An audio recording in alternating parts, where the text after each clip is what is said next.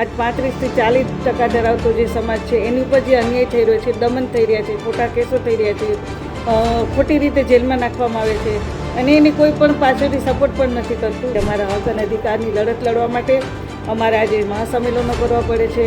જઈને લોકો પાસે અમારી જે આપવીતી છે સંભળાવી છે, છતાં પણ કોઈ અમારી આપવીતી સમજતું નથી. અમારા હક અને અધિકારની જે લડત છે એ લડવા માટે અમે સક્ષમ છીએ અને ચોક્કસપણે લડશું અને અમારી લડતમાં અમારી જીત થાય. આજે અમારો સમાજ એટલો બધો બેરોજગાર છે, આર્થિક રીતે પછાત છે કે લોકોના જે શિક્ષણ રીતે અમારે જે ભણવામાં આવે છે એ પણ અમે એને પ્રોવાઈડ નથી કરી શકતા અમારા છોકરાઓને, કે અમારા છોકરા ભણીને આગળ જઈ શકે. અમને તમારી જરૂર છે તો તમે આવો. અમારી નહીં, આપણા બધાની લડત છે. હું નહીં પણ આપણે આ બધા એક સૂત્ર છે એ અપનાવવાનું છે. જસદણના વિછિયામાં થોડા સમય પહેલા એક હત્યાનો બનાવ સામે આવ્યો હતો. ઘનશ્યામ રાજપરા નામના એક વ્યક્તિની હત્યા કરવામાં આવી હતી અને જે હત્યા બાદ કોળી સમાજ મેદાને આવ્યો હતો અને ત્યારબાદ જે લોકોએ હત્યા કરી એ હત્યા કરનાર લોકો પર કાયદેસરની કાર્યવાહી થાય તે માટે થઈને કોળી સમાજ એકઠો થયો હતો. ત્યારબાદ જે બબાલના દ્રશ્યો આવ્યા, પથ્થરમારાના દ્રશ્યો આવ્યા, ટીયર ગેસના દ્રશ્યો આવ્યા, આ બધું જ થયું છતાં પણ હજુ સુધી એ મામલેઓ હજુ શાંત થવાનું નામ નથી લઈ રહ્યો. પરંતુ આખા મુદ્દે હવે મહિલા મોરચો એ મેદાને આવ્યો છે. નમસ્કાર, આપ જોઈ રહ્યા છો ન્યૂઝ રૂમ અને આપની સાથે હું છું ભાવિક.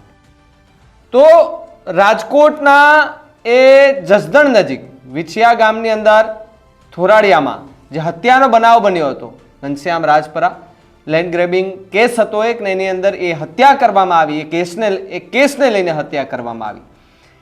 ત્યારબાદ આખો મામલો ખૂબ ગરમાયો હતો. રાજનીતિ પણ શરૂ થઈ હતી. વિપક્ષ સતત ત્યાં આટાફેરા મારી રહ્યું હતું. તેમના ઘરે કોઈ જવા તૈયાર નહોતું. ત્યારે વિપક્ષ એવું કહેતી હતી કે ભાઈ એ લોકોના ઘરે બધા જતા ડરે છે, એમને ધમકાવે છે ત્યાં. ત્યારે વિપક્ષે પોતાની ભૂમિકા ભજવી એવું પણ કહ્યું હતું. પરંતુ ત્યારે એવું લાગ્યું કે કદાચ આ મુદ્દામાં હવે આ લોકોને ન્યાય મળી જશે, પરંતુ ન્યાય ન મળ્યો. અનેક આવેદનપત્રો અપાયા, અનેકવાર રેલીઓ થઈ, અનેકવાર રજૂઆતો કરવામાં આવી. સાહેબ, 50થી વધુ લોકોનું ટોળું હતું કે જેના ઉપર ફરિયાદ કરી અને ખોટી રીતે એમને જેલમાં પૂરી દેવામાં આવ્યા હતા. પછી એમના જામીન મંજૂર થયા. બધા જ લોકોને છોડી દેવામાં આવ્યા હોવાના સમાચાર પણ મળ્યા હતા અને અમે બતાવ્યા પણ હતા. એ બધા જ લોકોને છોડી દેવાયા. પરંતુ વાત હવે એ આવી છે કે અત્યાર સુધી પુરુષો જ બોલતા હતા આ આખા મુદ્દે, પરંતુ હવે કોળી સમાજનો એ મહિલા મોરચો રણચંડી બની અને મેદાને આવ્યો છે. પેલા પ્રતિક્રિયા સાંભળો કે મહિલા મોરચાના એ બેન કે જેમણે શું કહ્યું આખા આ મુદ્દાને લઈને. નમસ્કાર, હું જ્યોતિબેન રાઠોડ, ઠાકોર કોળી એકતા મિશન કન્વીનર. આજ સમાજના હક અને અધિકારની લડાઈ લડવા માટે વિછિયા એક મહાસંમેલનનું આયોજન કરવામાં આવ્યું છે અને એ એક સમાજના હક અને અધિકારની લડત છે. અને એ લડત લડવા માટે આજ 35થી 40% ધરાવતો જે સમાજ છે એની ઉપર જે અન્યાય થઈ રહ્યો છે, દમન થઈ રહ્યા છે, ખોટા કેસો થઈ રહ્યા છે, ખોટી રીતે જેલમાં નાખવામાં આવે છે અને એની કોઈ પણ પાછળથી સપોર્ટ પણ નથી કરતું. ખરેખર આજ અમારી સ્થિતિ એટલી બધી ખરાબ છે કે એના માટે અમારા આજ રોડ રસ્તા ઉપર આવી અમારા હક અને અધિકારની લડત લડવા માટે અમારે આજે મહાસંમેલનો કરવા પડે છે. જઈને લોકો પાસે અમારી જે આપવીતી છે સંભળાવી છે, છતાં પણ કોઈ અમારી આપવીતી સમજતું નથી. અમને કોઈ પણ રીતના કોઈ ન્યાય મળતો નથી, કે અમારા હક મળતા નથી. એટલા માટે આ સમાજ ઉપર જેટલા અન્યાય થઈ રહ્યા છે, જેટલા કેસો ખોટા થઈ રહ્યા છે એ પરત ખેંચી લે અને અમારા જે હક અને અધિકાર છે એમને પરત મળે. એના માટે આજે મહાસંમેલન અમે વિછિયા ખાતે જઈ રહ્યા છીએ કરવા. તો એમાં ખરેખર આજ અમારા સમાજના લોકો છે એ બધા આવશે, સાથ અને સપોર્ટ આવશે અને અમારા હક અને અધિકારની જે લડત છે એ લડવા માટે અમે સક્ષમ છીએ અને ચોક્કસપણે લડશું અને અમારી લડતમાં અમારી જીત થાય એવો અમારા બધાનો ખરેખર એક પ્રયાસ છે કે અમને અમારા હક અને અધિકાર મળે. આજે અમારી 40% વસ્તી ધરાવતા જે લોકો છે એ એટલી બધો ખરાબ રીતે એટલો બધો પરેશાન છે, એટલો બધી એની આપવીતી ખરાબ છે કે એની પાસે રોજગાર નથી, કોઈ ધંધા નથી. અત્યારે લોકો રોજની જે દાળીએ જાય છે એમાંથી એમનું પોતાનું ગુજરાન ચલાવે છે. આજે અમારો સમાજ એટલો બધો બેરોજગાર છે, આર્થિક રીતે પછાત છે કે લોકોના જે શિક્ષણ રીતે અમારે જે ભણવામાં આવે છે એ પણ અમે એને પ્રોવાઈડ નથી કરી શકતા અમારા છોકરાઓને, કે અમારા છોકરા ભણીને આગળ જઈ શકે. કેમ કે અમારો જે સમાજ છે એ આર્થિક રીતે પછાત છે, આર્થિક રીતે નબળો છે અને એમના જે પરિવાર છે એ બધા પોતે રોજદારી કરી રોજ આખો દિવસ દાડીએ જઈ અને એનું પોતાનું ગુજરાન ચલાવતા હોય, ત્યાં ભણવાનો ખર્ચો ઉપાડી શકે એવી એમની અમારી સ્થિતિ પણ નથી.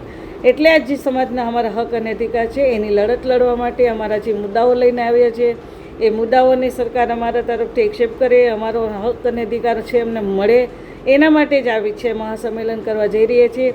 અને આ જે સંમેલન છે એ શાંતિપૂર્વક થશે. અમે કોઈને તકલીફ પહોંચે એવું અમારો કોઈ પ્રયાસ નથી.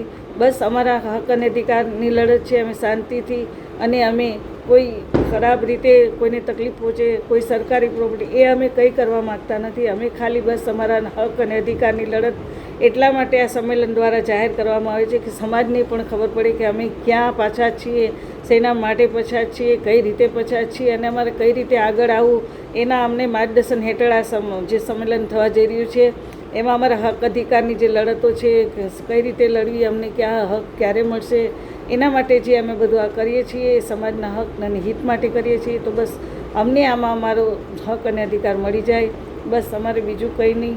આના માટે અમે વિછ્યા જઈ રહ્યા છીએ જે 9/3/2025ના રોજ. તો તમે બધા પણ આવો અને અમને સાથ અને સપોર્ટ આવો. તમારા વગર અમે કંઈ પણ કરી શકીએ એમ નથી.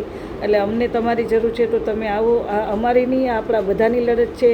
હું નહીં પણ આપણે આ બધા એક સૂત્ર છે એ અપનાવવાનું છે અને આપણે બધા સાથે રહીને લડશું તો ચોક્કસપણે આપણે ન્યાય અને આપણા હક અધિકાર મળશે. જય માનદાતા, જય કોળી સમાજ, જય ઠાકોર સમાજ, વંદે માતરમ.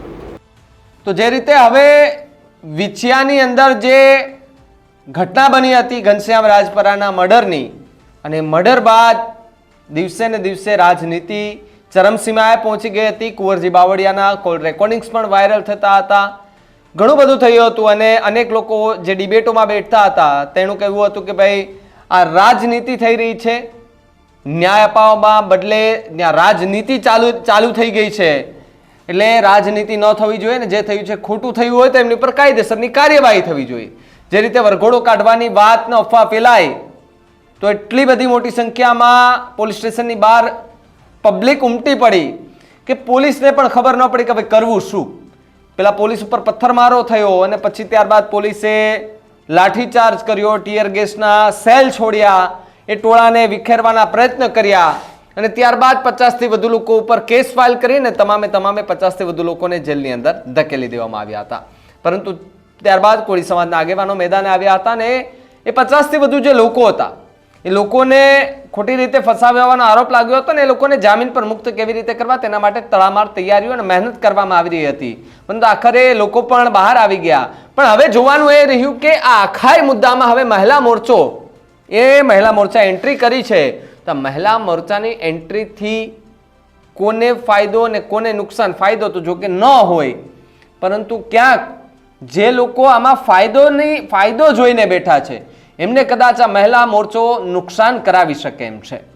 કારણ કે અમુક એવા નેતાઓની પ્રતિક્રિયાને આપણે બહુ સાંભળી છે કે ભાઈ આમ તેમ ફલાણું ઢીકણું, પણ એ વાત ઉપર આપણે નથી જવું.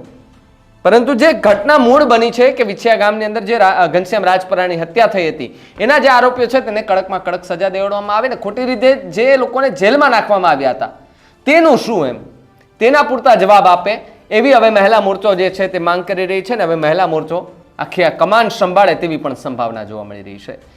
આ ઘનશ્યામ રાજપરા મર્ડર મુદ્દે તમારું શું માનવું છે ને મહિલા મોરચાની જે પ્રતિક્રિયા આવી છે મહિલા મોરચામાંથી એમના વિશે તમારું શું માનવું છે અમને કમેન્ટ કરીને ખાસ જણાવજો. જોતા રહેજો ન્યૂઝ રૂમ. નમસ્કાર.